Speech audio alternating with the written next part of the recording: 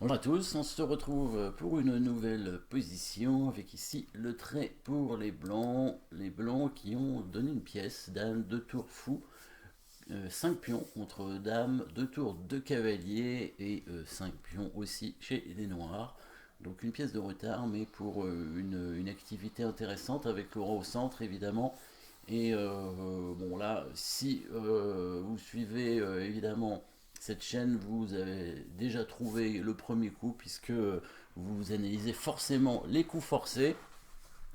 Et ça va être une suite de coups forcés, évidemment, qui vont mener à normalement un gain matériel. Après, ça pourrait être un mat si les noirs, évidemment, le permettent.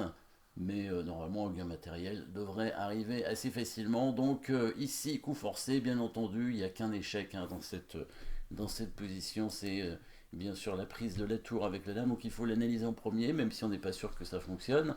Le roi prend. Bon, s'il bouge, on a gagné la tour, hein, et puis on va récupérer encore le pion à côté, évidemment. Et là, bon, là, ça devrait pas poser de problème, et c'est probablement quand même, évidemment, le meilleur coup à jouer, mais quand même, on va voir si ça fonctionne d'un prend tour. Roi prend dame, il faut continuer les coups forcés. Alors évidemment, on peut faire des échecs avec le fou, mais vous avez bien compris que c'était pas intéressant. Par contre, si la tour monte pour faire échec, c'est beaucoup plus intéressant. Là, le cavalier sera obligé de couvrir, hein, puisque le roi n'a plus de cases.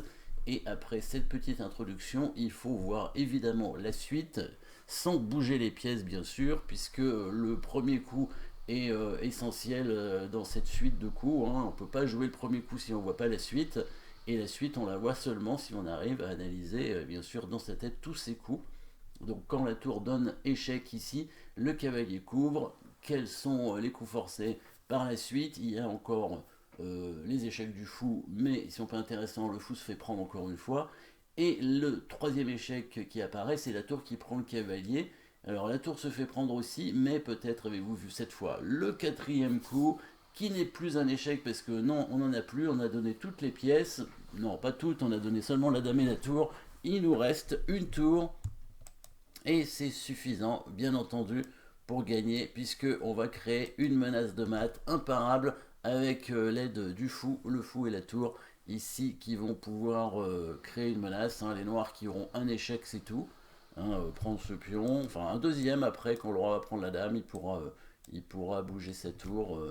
Et puis après, faire encore un troisième échec en donnant sa tour. Donc il peut retarder encore un peu, mais il ne retardera pas, il n'évitera pas le mat. Donc dame prend tour ici.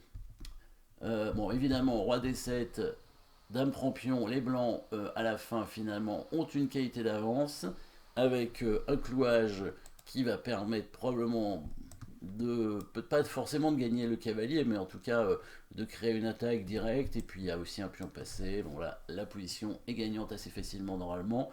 Donc s'il prend la dame, voilà, l'échec, le cavalier qui couvre et l'attraction du roi ici qui permet la menace de mat avec la tour. Menace imparable encore une fois, hein, les noirs ne peuvent pas contrôler cette case, ne peuvent rien intercepter, ne peuvent pas prendre la tour. Bon, un seul échec, c'est celui-ci, on prend la dame. Un autre échec, on bouge le roi. Un dernier échec, on prend la tour. Et puis voilà, là c'est fini. Les noirs ont fait leurs 3 échecs de consolation. Et au prochain coup, évidemment, ils peuvent prendre un pion. Et au prochain coup, évidemment, c'est mat. Voilà, petite combinaison sympathique d'attaque sur le roi. Restez au centre, évidemment. Merci d'avoir suivi cette position. N'oubliez pas de vous abonner et à très bientôt.